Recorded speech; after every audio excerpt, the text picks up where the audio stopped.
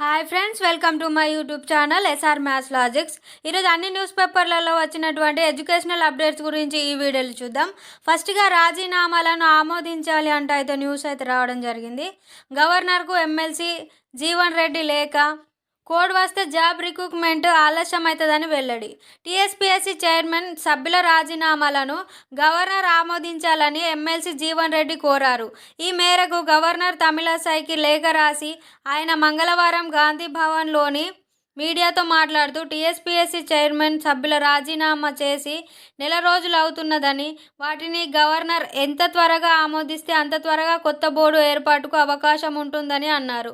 వారి రాజీనామాలను గవర్నర్ ఆమోదించకపోవడం వల్ల తమ ప్రభుత్వం కూడా ఏ నిర్ణయం తీసుకోలేకపోతున్నదని చెప్పారు. నిరుద్యోగుల ఆందోళనలు చెందుతున్నారని, త్వరలోనే ఎన్నికల కోడ్ కూడా వచ్చే అవకాశం ఉందని, కోడ్ వస్తే నియామకాలు మరింత లేట్ అయ్యే అవకాశం ఉంటుందని ఆయన ఆందోళన వ్యక్తం చేశారు. ప్రభుత్వం వారిని తొలగించలేదని, వారే స్వచ్ఛందంగా రాజీనామా చేశారు కాబట్టి రాష్ట్రపతికి నివేదించాల్సిన అవసరం ఉండబోదని ఆయన వెల్లడించారు. నియామక పరీక్షల పత్రాలను గత ప్రభుత్వం టీఎస్పీఎస్సీ అంగట్లో అమ్మకానికి పెట్టిందని జీవన్ రెడ్డి విమర్శించారు. నైతికంగా వారు రాజీనామా చేయాలని, కానీ అప్పుడు అలా జరగలేదని గుర్తు చేశారు. చర్యలు తీసుకోవాల్సిన గత ప్రభుత్వం వారికి వంతు పాడిందన్నారు. గత బోర్డు ఎన్నో అవకతవకలకు పాల్పడిందని ఆరోపించారు. నియామకాల విషయంలో బీఆర్ఎస్ ప్రభుత్వం ఘోరంగా విఫలమైందన్నారు. ఉద్యోగాల భర్తీకి కాంగ్రెస్ ప్రభుత్వం కట్టుబడి ఉంటుందని ఆయన స్పష్టం చేశారు. గవర్నర్ గారు వీటిని రాజీనామాలను ఆమోదిస్తే గానీ రిక్రూట్మెంట్ ముందుకెళ్లే పరిస్థితి అయితే కనిపిస్తలేదు. నెక్స్ట్ అప్డేట్ కనుక చూస్తే, దొడ్డిదారిన ఉద్యోగాలు పొందినోళ్ళు రాజీనామా చేయండి అంటూ న్యూస్ అయితే రావడం జరిగింది. అక్రమ ఉద్యోగాలపై అన్ని శాఖల్లోనూ విచారణ. పొన్నం గత బీఆర్ఎస్ ప్రభుత్వంలో నిబంధనలకు విరుద్ధంగా ఉద్యోగాలు పొందినోళ్ళంతా వెంటనే రాజీనామా చేయాలని మంత్రి పొన్నం ప్రభాకర్ అన్నారు. నీతి నిజాయితీగా పరీక్షలు రాసి ఉద్యోగాలు పొందాలని సూచించారు. మంగళవారం గాంధీ భవన్లో మీడియాతో పొన్నం చిట్ చాట్ చేశారు. గతంలో బీఆర్ఎస్ అండతో ప్రభుత్వ శాఖల్లో దొడ్డిదారిన ఉద్యోగాలు పొందినోళ్ళంతా బయటకు వెళ్ళిపోవాలని అన్నారు. ఈ అంశాలన్నీ సీఎం రేవంత్ రెడ్డి దృష్టికి తీసుకువెళ్లి విచారణ జరిపించాల్సిందిగా కోరుతానని చెప్పారు. అన్ని శాఖల్లోనూ విచారణ జరగాల్సిన అవసరం ఉందని పేర్కొన్నారు. రాష్ట్రంలో నిజమైన నిరుద్యోగులకే ఉద్యోగాలు దక్కాలని అన్నారు.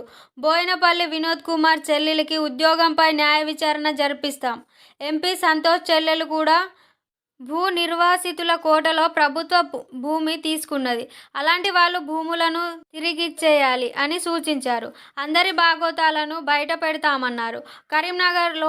కరీంనగర్ లోక్సభ నియోజకవర్గంలో కాంగ్రెస్ ఖచ్చితంగా గెలుస్తుందని ధీమా వ్యక్తం చేశారు. కాగా ప్రజాపాలన దరఖాస్తులు రోడ్డు పాలయ్యాయని వస్తున్న విమర్శల నేపథ్యంలో దరఖాస్తులు ఎంట్రీపై జీహెచ్ఎంసీ కమిషనర్తో రొనాల్డ్ రోస్ను మంత్రి విరమణ కోరారు.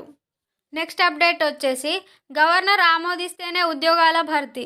టీఎస్పీఎస్సీ చైర్మన్ సభ్యులు రాజీనామా చేసి దాదాపు నెల రోజులు గడుస్తున్నా ఆమోదించకుండా గవర్నర్ తమిళసై సౌందర్యరాజన్ జాప్యం చేస్తున్నారని కాంగ్రెస్ ఎమ్మెల్సీ జీవన్ రెడ్డి అన్నారు. మంగళవారం ఆయన గాంధీ భవన్లో మీడియాతో మాట్లాడుతూ, కమిషనర్ సభ్యులు, చైర్మన్ వారంతా వారే రాజీనామా చేశారు కాబట్టి గవర్నర్ తొందరగా నిర్ణయం తీసుకోవాల్సిందిగా విజ్ఞప్తి చేశారు.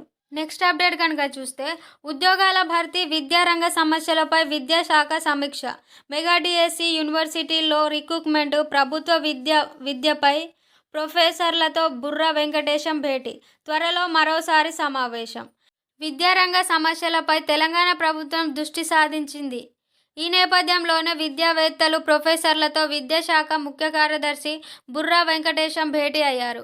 ఈ సమావేశంలో డిఎస్సి యూనివర్సిటీల్లో నియామకాలు, టీచర్ల ప్రమోషన్లు, బదిలీలు తదితర అంశాలపై చర్చించినట్లు తెలిసింది.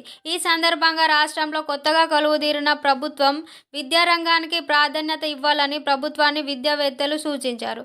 బడ్జెట్లో విద్యకు నిధులు పెంచాలని, పాఠశాల ఉన్నత విద్యలో అన్ని రకాల ఖాళీల పోస్టులను భర్తీ చేయాలని సర్కారును కోరారు.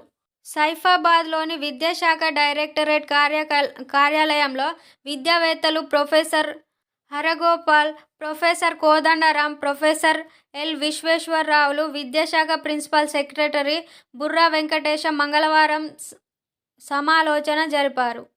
విద్యారంగ సమస్యలపై దాదాపు 2 గంటల పాటు ఈ సమావేశం జరగగా, రాబోయే రోజుల్లో విద్యారంగాన్ని ఎలా ముందుకు తీసుకువెళ్లాలన్న అంశంపై ముగ్గురు విద్యావేత్తలు పలు సూచనలు ప్రభుత్వం ముందుంచారు.